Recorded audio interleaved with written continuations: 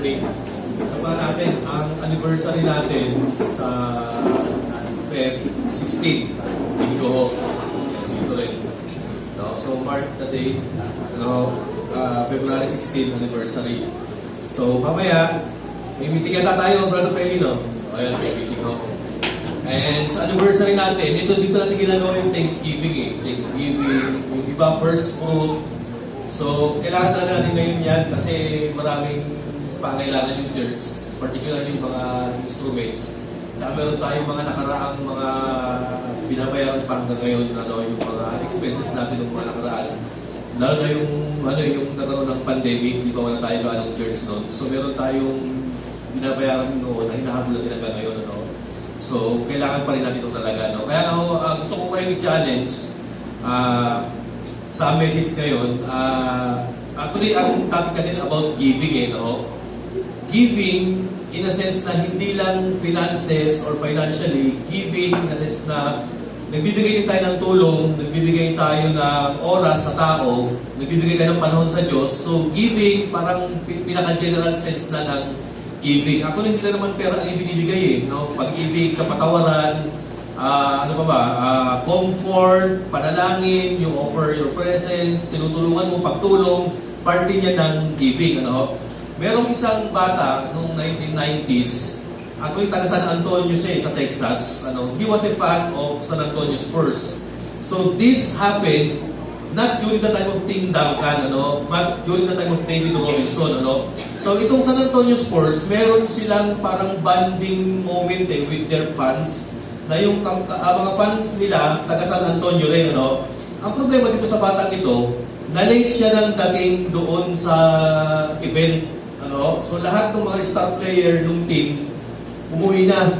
Pagpunta niya doon sa venue, nakita niya halos patay na yung ilaw, wala ng tao.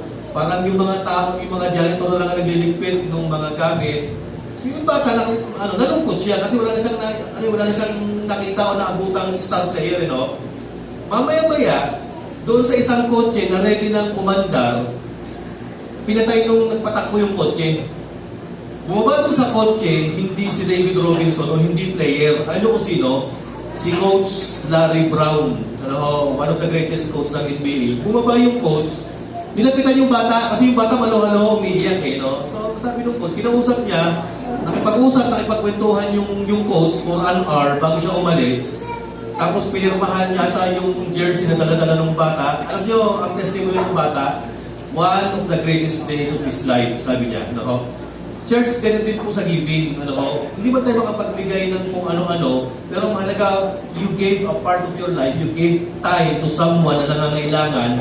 Actually, malaking boost yan, malaking kaligayahan yan na pwede mo maiambag para dun sa taong nabigyan mo ng oras, ng pagtulong, o kaya ng pag-ibig, o kung ano man po yung naibigay natin. So, kailangan po ngayong 2025, ang ibigay natin, puro pagmamahal, puro kabutihan, puro pagtulong, puro concern. Ayan, kung dati-dati noong 2024, palagi natin binibigay, sakit ng ulo, konsumisyon, dahil may mga kabataan, binibigay ng konsumisyon ng mga magulang, Huwag naman natin gawin yan, ibigay natin yung dapat, So, magbigayan tayo, mag-ibigan tayo, kasi sa pamamagitan ng pag-ibig, sabi ng Panginoong Jesus, diyan doon napapakita at napapatunayan na tayo ay kanyang mga alagad. So anyway, ito yung title ng ating message ngayon. Basahin po natin, more blessed to give. Ayan, Sa title pa lang, actually may kasabihan si Lord sa Acts. Sabi, it is more blessed to give than to receive. Minsan dati, tinitignan ko itong verse na ito. Paulit-ulit kong binabasa. Why is it that it is more blessed to give than to receive? Paano ka pinagpala sa pagbibigay na kung saan ikaw yung palaging nawawalan every time na nagbibigay at nag-aabot ka? Kasi di ba yung sabihin ng pinagpala, wow, blessed ako, wala na akong pakakailangan, parang happy ako. Pero bakit, hindi ko makita yung logic na ikaw yung nagbigay, ikaw yung nawalan, pero bakit blessed ka? Ano kaya meron sa giving? Why is it that Jesus Christ tells us that it is more blessed to give than to receive? Basahin natin muna yung Acts 20:32 hanggang 38. So, let's read yung verse. Actually, ito yung time na si Apostle Paul ay nagpaalam na sa Ephesian Church. Kinausap yung mga elders, yung mga kapatiran doon. At ito ang sabi niya sa verse ano to, verse 32. Sabi niya ganyan, now I commit you, sabi niya, to God and to the word of His grace, which can build you up and give you an inheritance among all those who are sanctified. In verse 33, sabi niya ganyan, I have not coveted anyone's silver or gold or clothing. Ito, bakit nasabi ito ni Pablo? Sabi niya, yan, inihahanda ko rin pag-alis ko, ikinugumit ko na yung ating pag-goodbye sa isa't isa, magpapaalam ako kasi meron pang ibang ministry si Pablo. Ito ang sabi niya no, sa Ephesian Church, nung nandito ako sa inyo, nung naglilingkod ako sa inyo, wala akong kinuhang ginto at pilak o anumang damit. Sabi niya ganyan. No? So, very proud si Paul na sinabi niya, wala akong kinuhanan sa inyo. Sabi niya gano'n. Bagamat talagang obligasyon ng isang church na tulungan siya, i-support siya financially. Pero ang sabi ni Paul, wala siyang ninakaw saan? Doon sa Ephesian Church. Ano? Kasi nung unang panahon, may mga preachers, may mga ngaral na ini-exploit nila yung kanilang members. Ano? To the point na dinodominate nila, minamanipulate, to the point na ini-intimidate nila para lang sila makakuha. Pero sabi ni Paul, hindi ako ganun eh. No? Sabi niya, wala akong kinuha nisa sa inyo. So verse 34, ito pa sabi niya, kayo mismo nakakaalam na itong mga kamay na ito ay nag-supply sa aking sariling pangangailangan. Sabi niya, and the needs of my companions. Kumbaga, alam ng Ephesian Church na si Paul,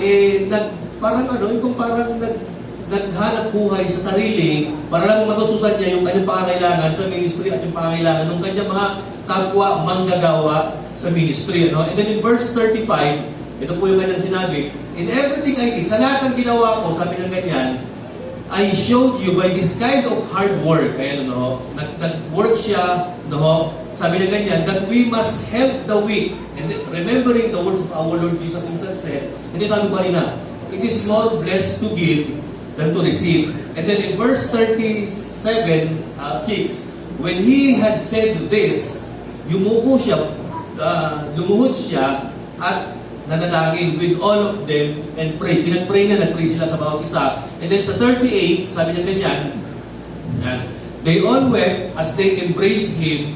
And then yung last verse, yung 38, what grieved them most as his statement that sabi na, they would never see his face again. Then they accompanied him to the ship. Okay. Pansinin natin doon tayo mag-focus sa buong verse na ito, particularly doon sa it is more blessed to give than to receive. Why is it that Jesus says it is more blessed to give than to receive? Ito po yung number one reason. Tingnan po ninyo ito. No? Giving liberates us from greed.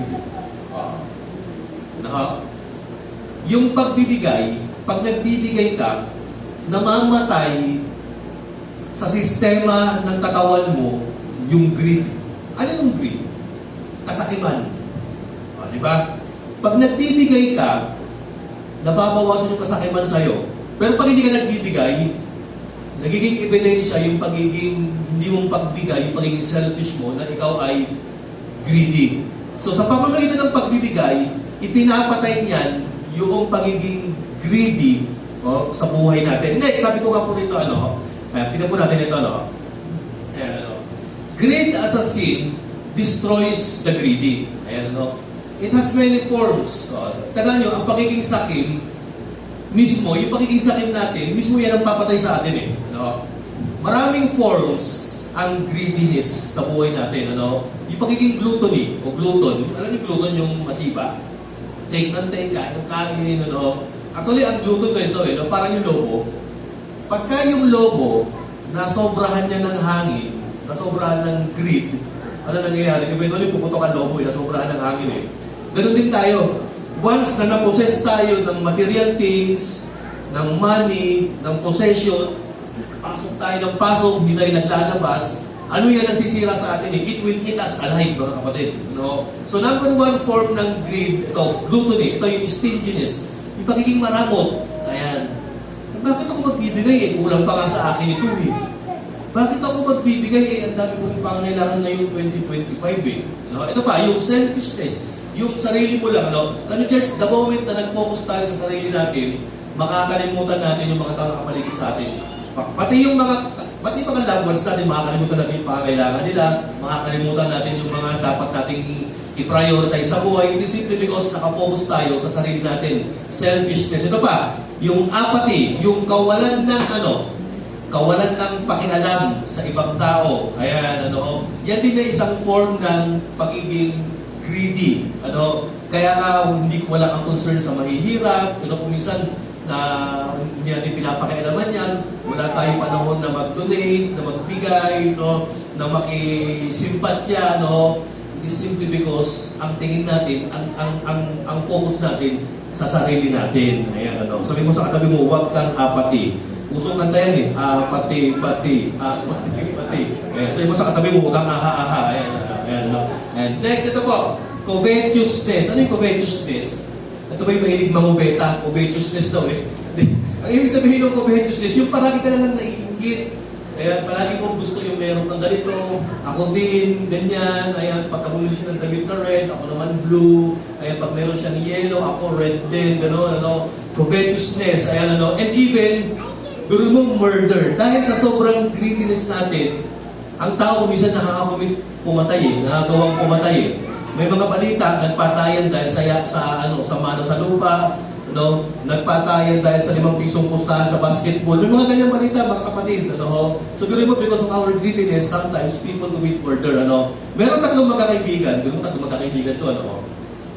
Ano sila? Lahat sila treasure hunter. Accidentally, nakakuha sila ng ginto. Sabi, isang baol na ginto. Puro mga gold bars yung nakita nila. So dahil sa sobrang pagod nila at hirap sa paghuhukay ng isang baol na ginto na ito, sabi ng dalawang senior, doon sa pinakabata, binigyan ng pagkain natin kasi pagod na kakahukay doon sa ginto natin eh. Di umalis yung pinakabata, sabi ng dalawang magulang nga eh. Tol, sabi ng isa, patayin natin yung kasama natin yun para ang maghahati sa isang baol na ginto 50-50 na. Kasi kung tatlo tayo, mathematically ang kwentada ng isa, 33.3333 ang maghahatian natin. Diba kasi 100% times 3, 33.3. Di yun So pag na-dispose natin yung isang kasamaan natin, 50-50 na tayo ngayon. So ginawa nila, nung dalawang nag-aantay, pagdating ng kanilang pinakabatang kasama, sasakalin nila. Ito naman yung bata, habang bumibili siya ng ulam, pagkain, ako lang bigyan niya siomai rice, mga kapatid.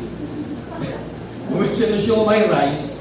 Ito rin naisip ng bata eh. Alam ko na, lalasunin ko yung dalawang kasama ko para 100% sa akin na lang yung isang baul na ginto. Hindi ginawa niya, binuburan nila lason yung siomai rice. Di habang pauwi na sa doon, alam mo ginawa ng dalawang matanda, sinakal sa tudaboy na namatay. So nung namatay yung bata, sabi ng dalawang matanda, kainin na natin yung siomai rice. Pagkain nila, yung para silang binatang mata, 3 sila namatay, mga kapatid. Walang naiwan, at nakinabang doon sa ginto. It is simply because of what? Greediness. Greed, mga kapatid. So wala man lang nagparaya sa kanila, wala man lang nag-isip na to the point na pag naghati tayo tapos may butal, i-donate natin. Wala man lang gumanon sa kanila, mga kapatid. O kaya sana ginawa nila, tag 25% tayo, tapos yung huling 25%, yung 1/4 na nakuha natin, i-donate natin. Wala man lang gumanon eh. Kasi ang iniisip nila, sarili nila. So balik tayo sa sinabi natin, Panginoon, it is more blessed to give than to receive.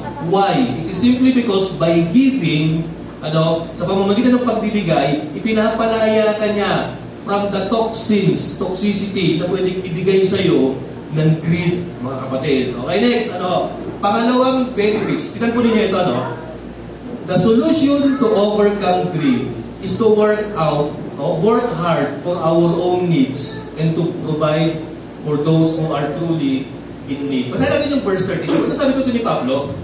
You yourselves know. Sabi niya ganyan sa verse 35, And in everything I did, I showed to you by this kind of hard work that we must help the weak, remembering the words of our Lord Jesus Christ Himself. Nakita niyo yan? Ito, ano po ang gusto ko i-point out? Pakita sa outline, Sa pamamagitan ng pagtatrabaho mo para sa sarili mo,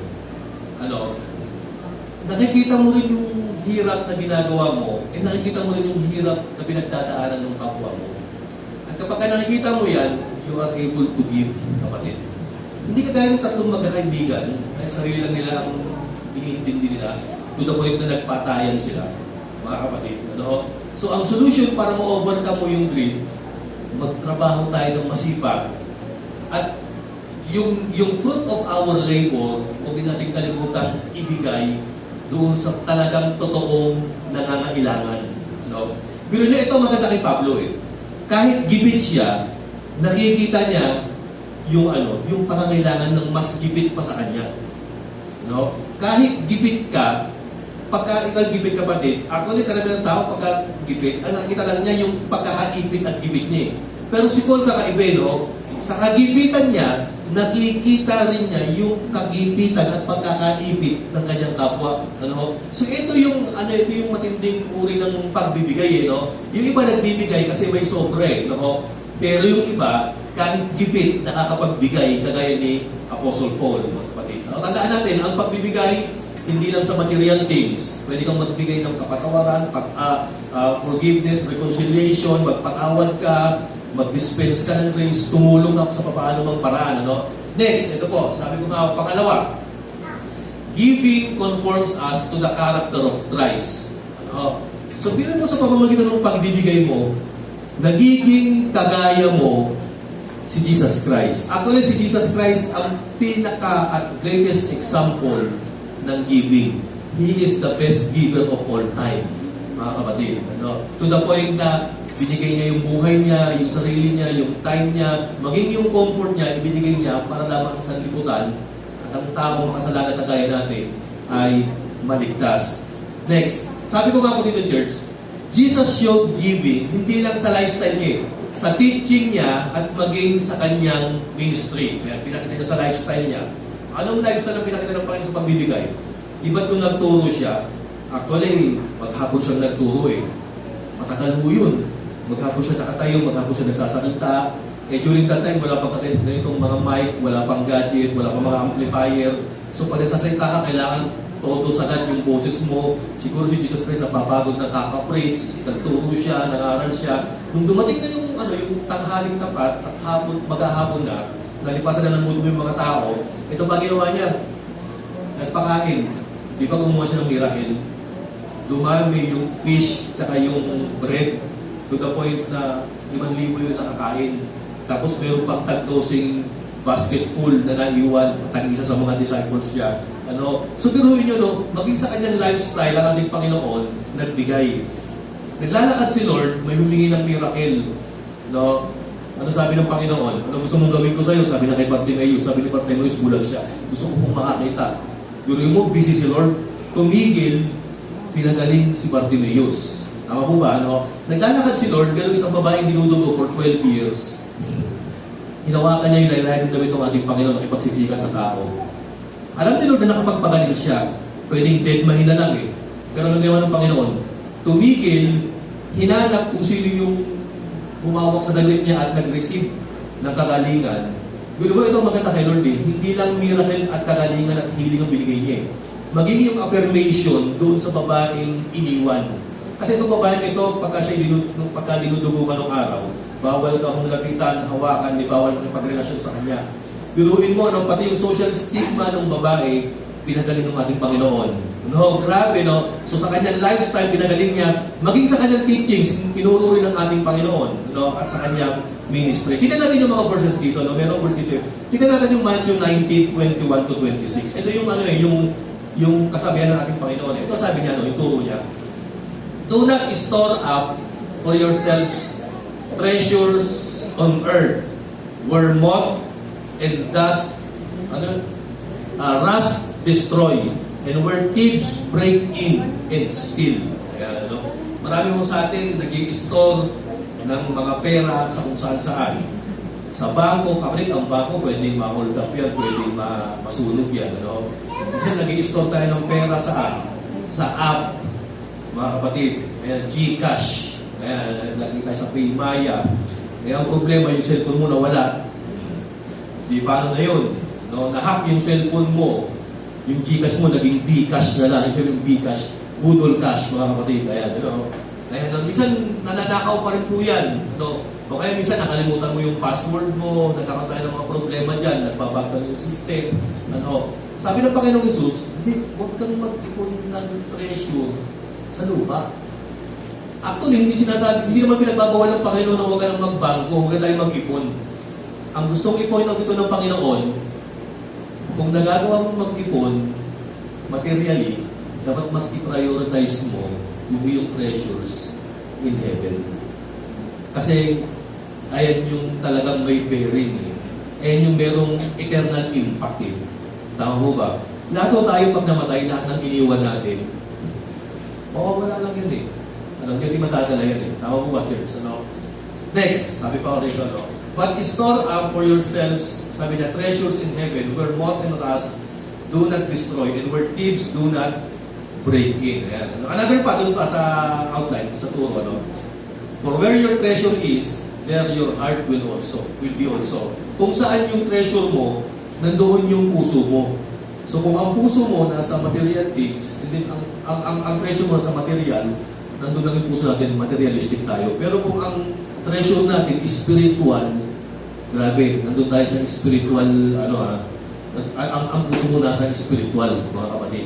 Next, sabi ka pa rito, 2 Corinthians 8, ang gandang verse nito, isa niyo ba ito? For you know that the grace of our Lord Jesus Christ, that though He was rich, yet for our sake, He became poor, so that you, through His poverty, might become rich. Ang sabi ni Pablo, alam niyo naman na dahil sa biyaya ng ating Panginoong Jesus, na bagamat siya'y mayaman, grabe, ang yaman talaga ni Lord, siya may-ari ng langit at lupa eh. Siya yung son of God eh. Guri mo, dahil sa kanyang pag-ibig sa atin at kanyang dakilang biyaya at pagbibigay, iniwan niya ang langit at pumunta sa magulong lupa para lamang para lamang sa ating kapakanan. Naging mahirap siya dahil mahal niya tayo. He became what? Poor. So that through His poverty, we might become rich, mga kapatid. Pero iniwan ni Lord yung grandeur of heaven in exchange for earth's misery. Iniwan niya yung praises of angels in exchange for the insults of men. Iniwan niya ang kanyang trono in exchange for the cross. Iniwan niya ang kanyang heavenly crown in exchange for the crown of thorns. Bakit? Kasi mahalo na tayo. He became poor so that we might become rich, sabi ng Apostol Pablo. So yan, pag nagbibigay tayo, nako-conform tayo saan? Into the likeness, into the image of our Lord Jesus Christ. Next, pangatlo. Giving produces enduring relationship with others. So ang pagbibigay, nakakapag-produce daw yan ng magandang relasyon sa kapwa. Tandaan niyo, di ba pagka nagbibigay ka, hindi ka makakalimutan ng mga tao na tutulungan mo. Pagka nagbibigay ka, natutuwa tao sa'yo. Pagka nagbibigay ka, napapalapit ka, nagkakaroon ng maraming kaibigan. Basta natin yung verses 37 to 38. Let's read it again. Sabi po rito, nung nagpaalam na si Pablo at sinabi niya na it is more blessed to give than to receive, grabe, nagbihakan daw yung mga Ephesians. Nagbihakan daw. Kasi nakita na yung pagbibigay ni Pablo eh. Pagbibigay niya ng oras, ng kanyang resources, ng kanyang dugot pawis para lamang itaguyod sila bilang church. Nag-sacrifice si Paul. They all wept as they embraced him and kissed him. Bilang ni church, siguro kung si Pablo hindi giver, hindi sacrificial yung kanyang ministry. What if kung si Pablo ay nang abuso ng church? Siguro pag alis niya, matutuwa pa yung mga Ephesians sa kanya. Yes, wala na si pastor, mag-celebrate tayo. Wala na yung abusado diyan, wala na yung take and take diyan. Ayan. Wala na yung order taker natin kasama. Ayan. Matutuwa sila, Pero dahil nakita nila si Pablo giver, sacrificial sa kanyang ministry, pero mo naiyak sila to the point na ayaw nilang pakawalan yung tao. So anong point nito? Sa pamamagitan ng pagbibigay, nagpo-produce yan ng enduring relationship sa tao. Tinapunan niyo yung mga tao na malapit nang magpaalam sa mundong ito. Ano yung kanilang mga sinasabi? Actually, halos hindi nila pinag-uusapan yung pera nila eh. Meron isang tao, ang yaman-yaman niya. Actually, nung mamamatay na siya, Bago pa siya mamatay, nakaplano na lahat kung kanino pupunta yung mana niya eh. Pero nung mamamatay siya, palagi niyang sinasabi, magmahalan kayo, magbati na kayo, patawarin niyo ako, pinapatawad na rin kita, mag-pray tayo kay Lord, magbalik loob kayo sa Diyos. Wala siyang sinasabi patungkol doon sa kanyang Lamborghini, sa kanyang Ferrari, wala siyang sinasabi doon sa bahay niya doon sa kung saan bahay niya, sa lote niya doon sa LA, wala siyang sinabi doon mga kapatid. Palagi niyang sinasabi at iniwang piling sa kanyang mga loved ones, mag-reconcile kayo, magkaisa kayo, magmahalan kayo, magbulog kayo kay Lord. Wala siyang sinasabing mga properties, no? So ang ending pala, pagka tayo pala mawawala dito, nalalaman, masisense mo na mawawala ka na, binabalikan mo, relationship lang talaga yung mga kasama sa buhay. Relationship lang ang mag-i-endure. Tama po ba? Relationship mo sa kapwa mo, sa family mo, sa kaibigan mo, and especially yung relationship mo kay Lord. Yan yung pinakamahalaga kapag tayo mag-depart na sa mundo nito. So, ganun na nangyari kay Pablo. Nag-iyakan sila as they embrace him and kiss him. Ano? And then in verse 38, what grieved them most, ang talagang nagpaiyak sa kanila, is yung sinabi ni Pablo na, baka ito na yung huli nating pagkikita-kita. Wala na yung awit na, sa muling pagkikita-kita. Wala na eh. At talagang naiwan na, baka ito lang ang huli nating pagkikita. Actually, yan na nga huling pagkikita nila eh. Pagtapos na nakulong si Pablo, and eventually na-execute na siya. No? Then, they accompanied him to the ship. No? So, ang ganda ng istorya, no? Because the Ephesian church have witnessed a leader who loves giving, who values giving, who practices generous giving through the life of the Apostle Paul and through the teachings of their Lord Jesus Christ. Pero yun, natouch sila doon sa turo sa buhay ni Pablo. No? Tignan po natin dito sa outline. Tanda po ninyo, church, pag nagbibigay po tayo, ito ang prinsipyo na lang natin isipin. Basahin natin, Sabi ni Brian Tracy, isang motivational speaker, always give without remembering and always receive without forgetting. Ano ibig sabihin nito? Pag okay lang, na kapag nagbigay ka, nakalimutan mo kung sinong binigyan mo. Pero sana kung yung mga taong nagbigay sa'yo, huwag na huwag mong kakalimutan. Ulitin ko pag tumulong ka, okay lang nakalimutan mo o makalimutan mo yung mga taong natulungan mo. Pero pag ikaw naman ang tinulungan, sana huwag na huwag mong kakalimutan yung mga taong tumulong sa'yo. Kasi ang problema, ito baliktad eh. Pag tumulong tayo, yung tinulungan natin, hindi natin nakakalimutan. Actually, nililista pa natin eh, pati yung tulong natin eh. O ito kay Marik, ito, nagbigay ako rito, 700. Siguro by 5 years, may sigilan time to. Pag tinulungan natin, ito si kumpare ganito, nagbigay ako nito, ayan, ililista natin yung date eh. Hindi natin kinakalimutan yung mga natulungan natin. Ito ang problema. Yung mga tumulong sa atin, actually, dyan nagkaka-amnesia kung isa ng karamihan eh. Nakakalimutan natin. So sabi ni Brian Tracy, kapatid, yung mga natulungan mo, okay na makalimutan mo yan. Para hindi ka magkakaroon ng pagkakasalang string attached o nanunumbat ka. Pero sana yung mga taong tumulong sa'yo, never na never mong kakalimutan kasi sila rin yung tutulungan mo pagka sila yung nangailangan. So tandaan natin ang pagbibigay, nakaka-develop, nakaka-produce yan ng magandang relasyon sa ating kapwa, sa isa't isa. So always give without remembering and always receive without forgetting. Next, ayan pang-apat na tayo. Giving has a lasting and eternal reward. Actually, bagamat wala man doon sa mga verse na tinuro natin Panginoon, bagamat wala man doon sa binasa nating verse, pero obvious naman na sa pamamagitan ng pagbibigay, meron niyang eternal reward, eternal value. Minsan nagtataka tayo, actually yung salitang, it is more blessed to give than to receive. Wala sa gospel yan. Wala. Dito lang sa Acts 20 na isulat yan Sabi ng mga Bible scholar, bakit kaya hindi man lang nag-isabi ni Mark, Matthew, Mark, Luke, John, yung salitang ito ng ating Panginoon, bakit si Paul pa ang nagsabi sa Acts?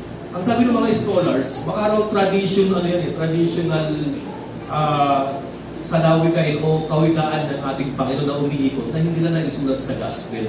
Pero hindi nakakalimutan ng mga maraming Kristiyano during the early days, no? Especially si Pablo, no? Ito, giving has a lasting reward. O bakit? Tingnan natin itong mga verses na ito. Sa Matthew 6:19 to 21, basahin po natin ano. Ito ay sabi, huwag kang mag-i-store ng mga ng mga yaman. And another kwento pa, yung sa Matthew 19 pala. Ayan. Tingnan po natin ito, no? Meron kasing isang rich young man ang lumapit kay Lord. Ito sabi niya, Panginoon, ano pa ba ang gagawin ko para ma-inherit ko ang kingdom of God? Para makapunta ko sa kingdom of God? Kasi lahat nagawa ko na eh. Ang sabi ng Panginoon, sundin mo yung kautusan. Huwag kang makikiapid, huwag kang papatay. Lahat po nagawa ko, wala namang iba, sabi ng ganyan. Ito yung sagot ng ating Panginoon. Jesus answered yan. If you want to be perfect, di ba nila? Yan. If you want to be perfect, sabi ng Panginoon, go sell your possessions and give to the poor, and you will have treasure in heaven. Then come, follow me. Ano yung hinihingi ng Panginoong Jesus doon sa lalaki? No? Simple lang, tumulong siya sa kapwa niya, maging disciple siya ng ating Panginoong Jesus. Kaya lang problema, na-open yata yung bata. Sa next verse, when the young man heard this, he went away, nalungkot, because he had great wealth. Grabe, ang yaman pala niya eh. Kasi pinagyayabang niya na halos lahat na ng spiritual practices nagawa na niya eh. Sabi ng Panginoon, sige, magbigay ka sa mga hirap, tapos sumunod ka sa akin. Nalungkot yung bata, umalis, kasi yung pala, sobrang yaman pala niya. Ibig sabihin, mas mahal niya yung possession niya kaysa kay Lord. Mas mahal niya yung possession niya kaysa doon sa kapwa niya. No? Pagtapos po nito, nangaral ang Panginoon. Next verse. Sabi niya sa susunod, then Jesus said to His disciples, I tell you the truth. Sinasabi ko sa inyo katotohanan. It is hard for a rich man to enter the kingdom of heaven. Next. Again, I tell you, it is easier for a camel to go through the eye of a needle than for a rich man to enter the kingdom of God. Guruin mo, no? Mas madali pa rin pumasok yung camel yun sa butas ng krayong kaysa doon sa isang mayamang tao na papasok sa kaharian ng Diyos. No? Kasi hindi niya kayang bitawan yung earthly possession.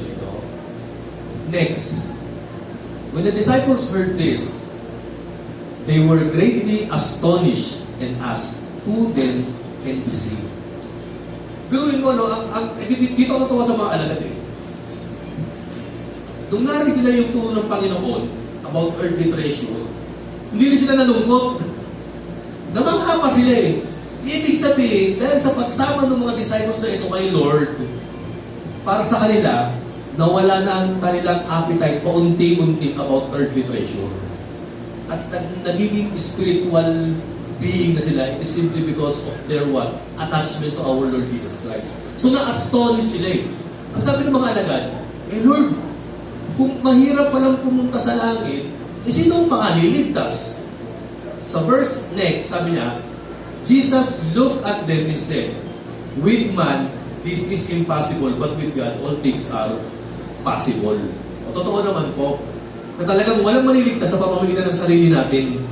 Maliligtas po tayo sa pamamagitan ng biyaya at pananampalataya kay Kristo Jesus, mga kapatid. No? So, anong gusto lang dito i-point out ng ating Panginoon? Yung earthly things, tandaan po natin, hanggang dito lang ang yan. Hanggang dito lang ang expiration yan. Pero, ang heavenly rich, ang yamang langit, kapatid, pang eternity, ang natin.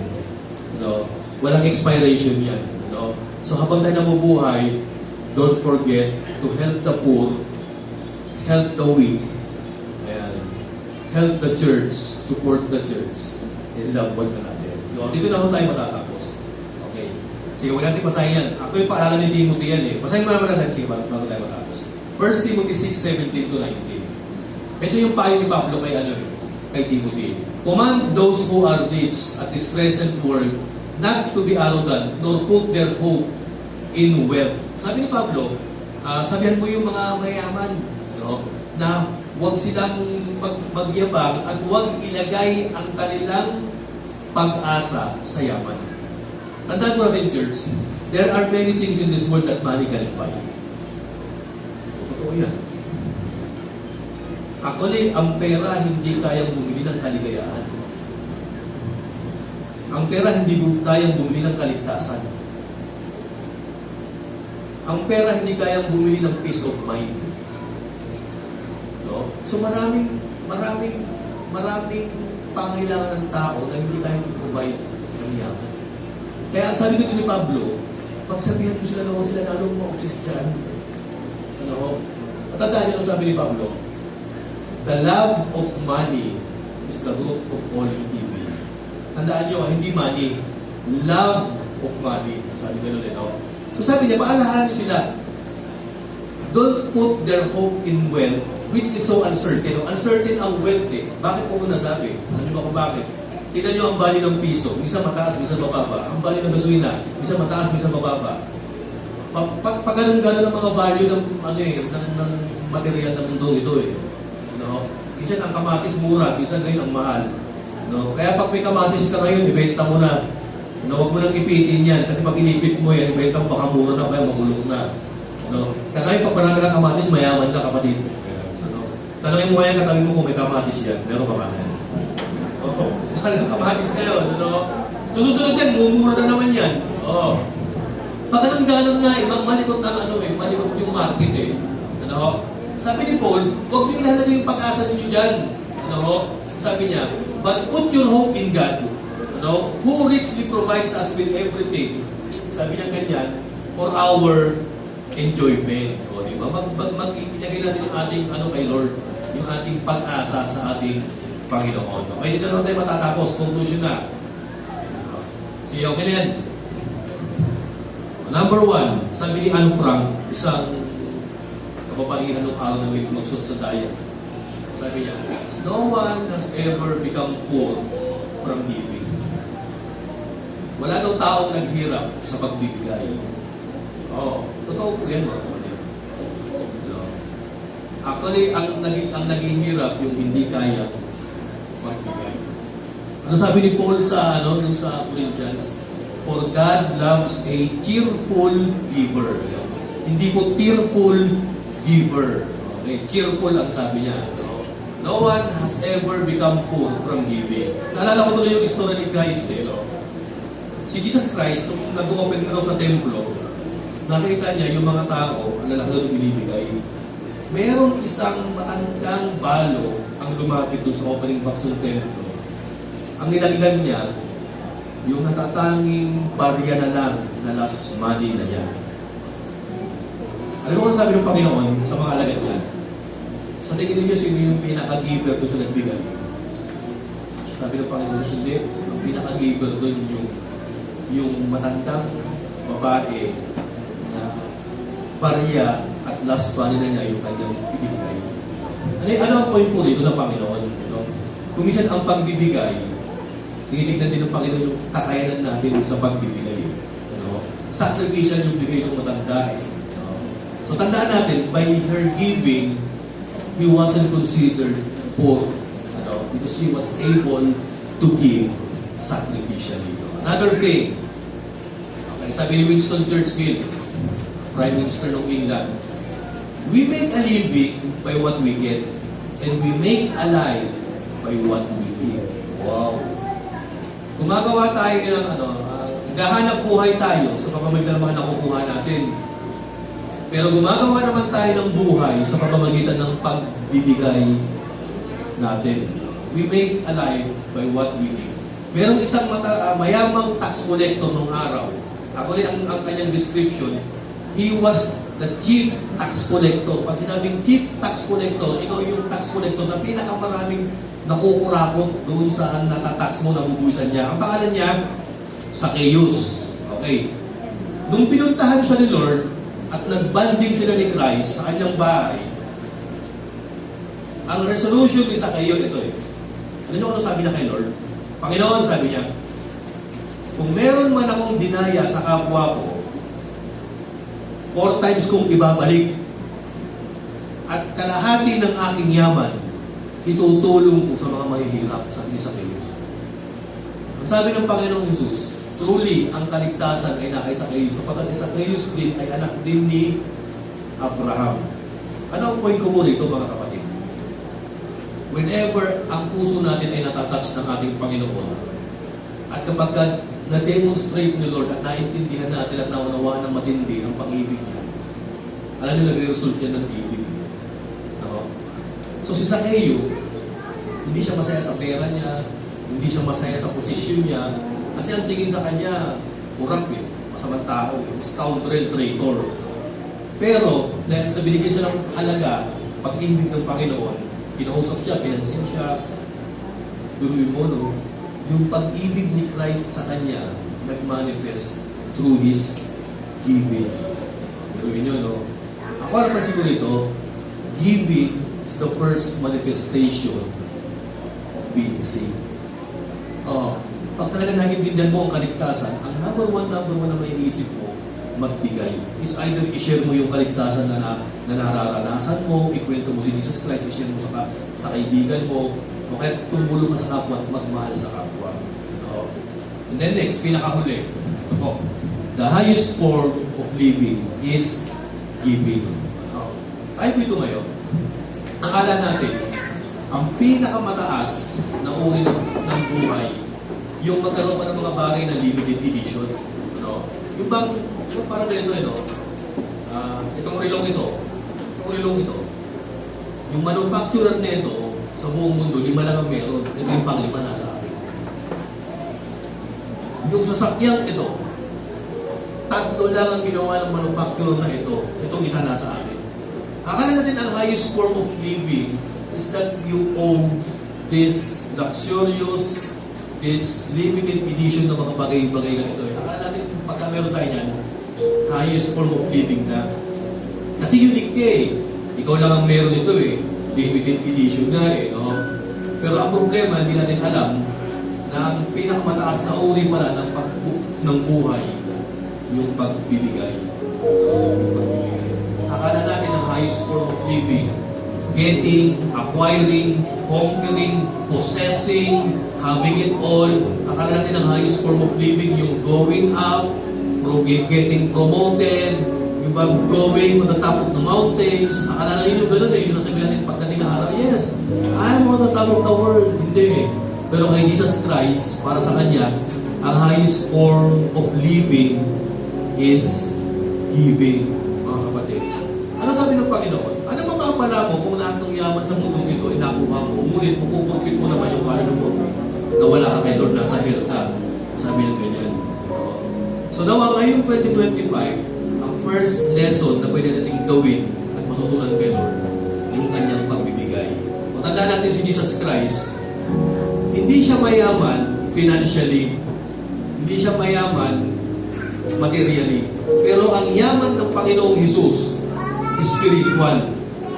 So kung wala man tayong yaman, wala man tayong mga bank accounts, kung ano-ano, wala kang GCash wallet, kung ano-ano, kung may wallet ka, pulsa na lang, no? Tandaan natin, pwede tayong magbigay ka tayo ng pagbibigay na ginawa ng Panginoon.